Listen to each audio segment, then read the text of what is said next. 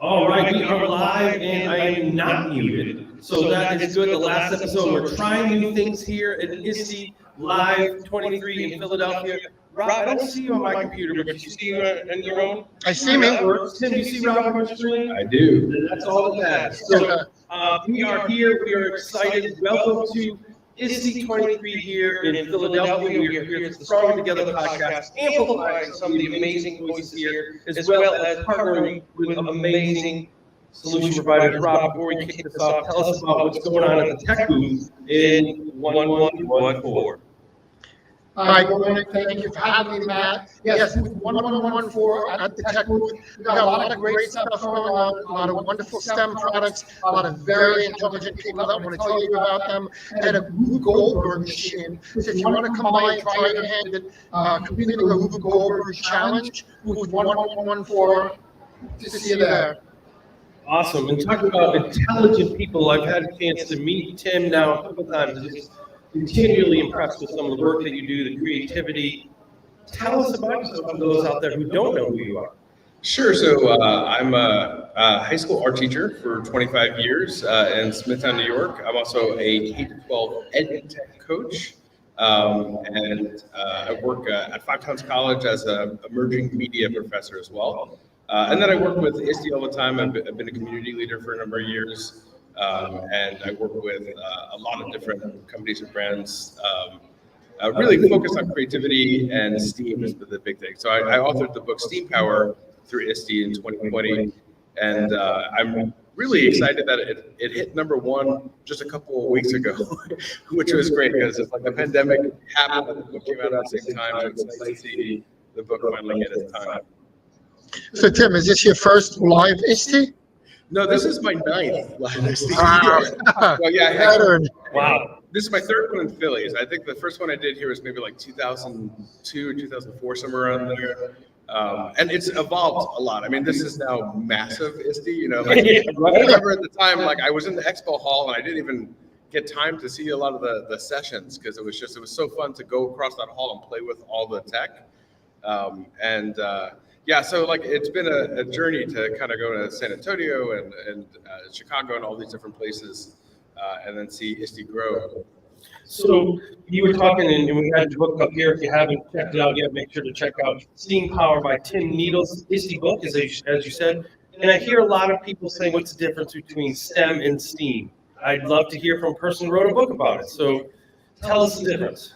I think the big thing is creativity. I think, as an artist, like I approach things with a different perspective, and I was always curious about science and math, especially things like space. I work with NASA as the Solar System Ambassador, and one of the things is that when you talk to people like that, it's always nice to actually find out that like people at NASA are really creative, and creativity is actually, if you think about people like Elon Musk that are really innovators. It's the creativity. So, art is just a lens through which you actually can use STEM. So design is just a really big part of STEM, and that part is what connects it to art. So like, I talk to scientists, I talk to mathematicians, engineers, and it's really just focusing on that creativity, which also opens it up to a lot more students. And I think that's key too, because some students who, might not think that they have a future somewhere like NASA, and then you realize that they hire fine artists, they hire chefs. You need to create food that doesn't have crumbs for space missions, and there's all of these different jobs and occupations. So it's a more realistic view of what STEM is today, I think, Steve. So this is what I'm talking about. You can hear so many impactful voices here at ISTE. And for those of you looking to learn more, tell us a little bit about a few of the things that you have going on. Jeez, Louise, look at that. Yeah, not too busy.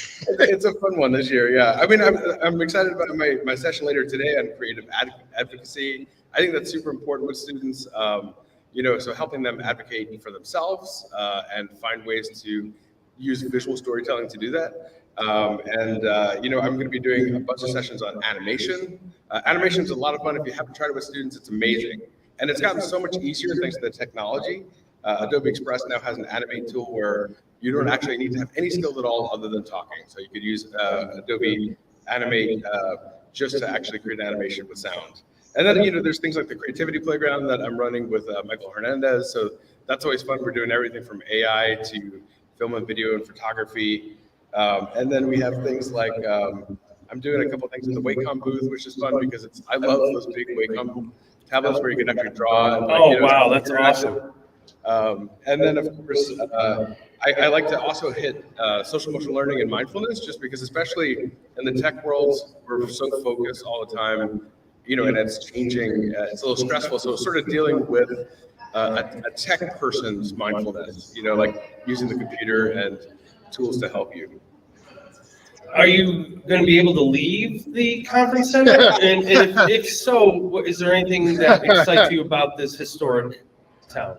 I love Philly. Yeah, no, Philly's great. I mean, it was terrific yesterday getting to go to the Tech and Learning program and getting to see the museum. I can't wait to go to the Barnes Center, one of the best art museums that's the privately owned. And then the Philly Art Museum, of course, with the Rocky Steps is like, you always want to hit that. And the food, forget about it. The cheesesteaks, there's like 3 or 4 after parties every night too. So like you do get a chance to get out there. Yeah, and speaking of, Tech is hosting one, is that correct? Yeah, we're hosting a happy hour tomorrow night. There'll be bowling, karaoke, which I'm in charge of and very much looking forward to. Look for the guy with the cowboy hat on. Got to get my cowboy songs in. Get that going. And come on by, it'll be a lot of fun. Awesome. Do you have a karaoke song?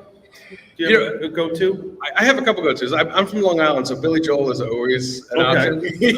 Man's everybody. Yeah, I remember doing it in Japan where karaoke is like everyone does it. Like there's no one that doesn't do karaoke, and it was amazing. And I remember I was just doing it, like any kind of karaoke, and then I had a whole audience because I sounded so much like Billy Joel to them. Yeah. Oh wow! But I love the Stones as fun. Like anything that you want your party vibe with karaoke. That's key. I like it. So with creativity or with karaoke, everybody's taking a risk in what the product is or what the song is. It's about having fun. Yeah. And it's about the journey. How do you empower students to take that risk in creativity? Try something, because sometimes they want it to be perfect. Yeah. But what I think, because I'm not in the art world like you are, but in art, in creativity, it's a process. So how do we get our students to become risk takers in the process of creation? I tell my students to embrace failure, right? That is the most important thing. It's part of the process. If you actually fail and persist and you reflect on what happened, that's just called learning. It's not failure. So the stigma of failure disappears. And I think that what you said is key. I might not have the best voice, but karaoke is fun. It's good for the soul. You know what I mean?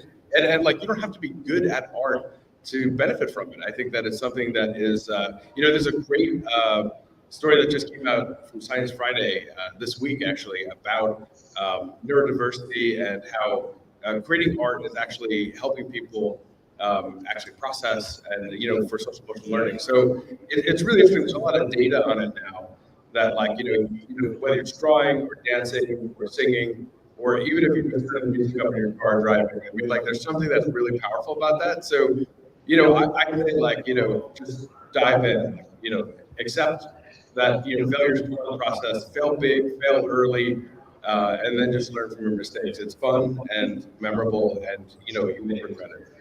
That's a very powerful message, and I heard a saying in the last week that lends right into that: fail forward. Yeah. And every time I do karaoke, I know I'm failing forward, but I'm doing it with a smile on my face, and I sing it a little bit better the next time. So like you say, don't give up, don't quit, don't discourage, encourage, and move forward. Absolutely. It's so true, right? Yeah. So you present a lot, as you said. You put out a lot of content. You have a book. You continue to support the profession. How do you grow as an educator? What is something that either you want to take away or learn more while you're here? That's always, I love like just walking through the expo floor, seeing the new technology that's out there. And I think that's an important part of the process, because I've been teaching for 25 years in the same district. And I see some of my fellow teachers kind of just burn out. And I think part of the way to avoid that is like being present, learning things. Like I don't ever teach the same thing twice. I change it every time I do it. I work a lot with my school library. The librarians are amazing. And things like working with students in the makerspace, really promoting student choice, like students creating their own works, whatever they're interested in. So this year, there's one student I had, Ben, who was kind of amazing. He just loved drones, and said all right, well, let's get some cool footage. He started filming the Long Island Sound, and then he made a short doc about the Long Island Sound and the waterway, and it started winning all these awards. We put it out in festivals, and it's that changes a student's life when they kind of find their thing, and you allow them the space to actually, really discover their own passion. So I have a question for you. When you hear the term "stronger together," which is so important in what we're all about, what do you think of? I think that's what the teaching profession is all about, right? Because it's like we really support each other. I think that's what it's key in education. This is when you go into teaching, I think you find your people, and it's so important to actually know that you don't need to figure it all out yourself. I think it's so important to work with other people, and you come to something like ISTE, you might have questions like, I might want to work with coding and I haven't done it, or I want to learn more about AI, which everyone does because it's developing so quickly. And it's like you talk to other teachers who have experience and they've tried things, and you start putting it together. And we are really stronger together. It's really a powerful idea about education. Awesome. Well, Tim, thanks for all that you do. For those of you watching ISTE Live, or if you go back and watch the episode after, make sure to check out Steam Power by Tim Needles. Great book, creativity. It's all in there. It's wonderful. And if you are here looking to learn more, I can't keep this up long enough, but make sure to check him out. His Twitter handle is up there for you, @TimNeedles. You can see and follow all the work that he is doing. So I hope you have a great day. One of the things that about ISTE is I may not see you again. So I just want to say it's been awesome the last couple of days to learn from you, be a part of the Tech and Learning, and now here. So have a great couple of days, and we'll continue to connect. And if nothing else, I'll definitely see you at NICE, if not sooner. There you go. Thank you. Yeah, great. Always great seeing you guys. All right, have a great couple of days. Thank you.